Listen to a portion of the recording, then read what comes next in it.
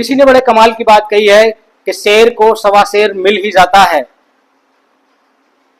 नमस्कार दोस्तों, मैं Shabuddin Ali, motivational speaker, YouTuber and youth icon, आज फिर हाजिर हूँ एक ऐसी बेहतरीन और ज़बरदस्त कहानी के साथ में। ये कहानी है एक गांव के छोटे से किसान की और एक शहर के सेठ की। इस कहानी के माध्यम से हम जानेंगे कि कैसे एक गांव के छोटे से किसान के बेटे ने और एक बहुत ही अपने आप को बुद्धिजीवी समझने वाले सेठ को सबक सिखाया। एक बार की बात है, एक गांव में एक छोटा सा किसान रहता था और वो अपनी बैलगाड़ी में लकड़ियां भरकर शहर बेचा करता था। तो एक दिन वो अपनी बैलगाड़ी में लकड़ियों का गट्ठर भर के शहर बेचने के लिए गया। तो वहां पर शहर के चौराहे पर यानी बाजार में उसको एक सेठ दिखा और सेठ ने जब उसको देखा, बोले गांव का कोई सीधा साधा किसान है। तो सेठ उनके पास आया किसान के और किसान से बोला, बोले बैलगाड़ी के कितने रुपए लोगे।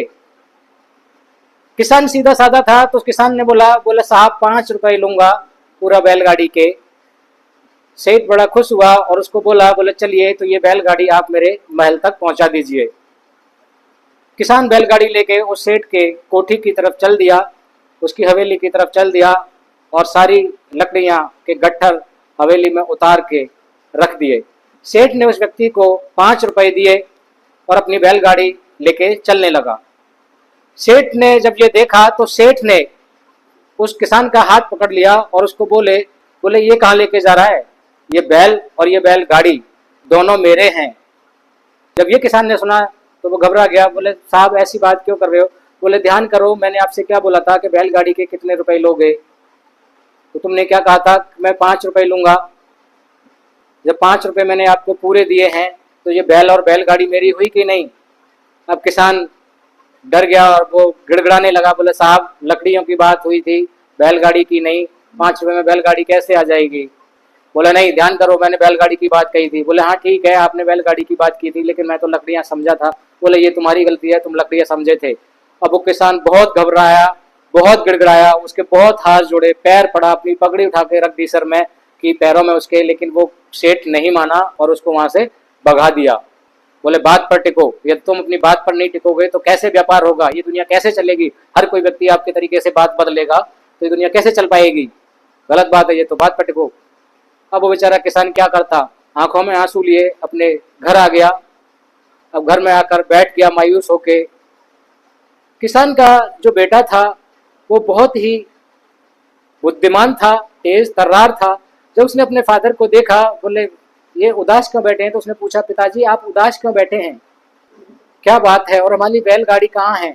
तो किसान ने पूरा वाकया अपने बेटे को बता दिया।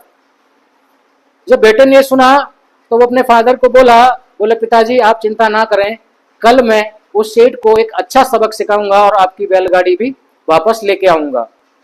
कल शहर मैं जाऊंगा लकड़ी बेचने। उस किसान के बेटे ने दूसरी बैलगाड़ी का इंतजाम किया और उसमें लकड़ियों का गट्ठर भर के और वो शहर की तरफ बेचने चल दिया। उसके पिताजी ने उस सेठ का पूरा हुलिया अपने बेटे को बता दिया कि वो इस तरीके का दिखता है, ये कद है, ये काठी है, ऐसी मूछें हैं, इस तरीके का दिखता है, जिससे कि वो बेटा उसको पहचान सके।